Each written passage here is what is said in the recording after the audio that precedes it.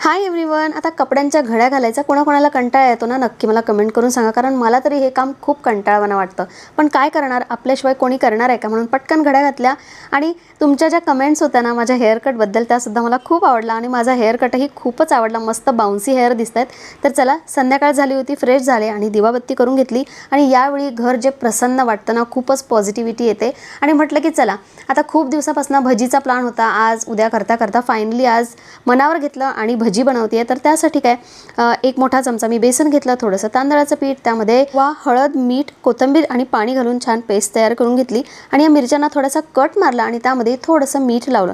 त्यानंतर असं बॅटरमध्ये डीप करून मस्तपैकी फ्राय करून घेतलं. जेवढ्या दिसत आहेत ना तेवढ्या त्याच्यापेक्षाही जास्त चवीला मस्त झाल्या होत्या. मग काय, आपल्याला गरम खायचं असेल तर असं बनवतानाच खावं लागतं, नाही तर काही गरम खायला मिळत नाही. सगळं झाल्यानंतर प्लॅटफॉर्म बघा किती मेसी दिसतोय. तर चला, मी पटकन आवरून घेते आणि तुम्हाला उद्या भेटते. तोपर्यंत बाय.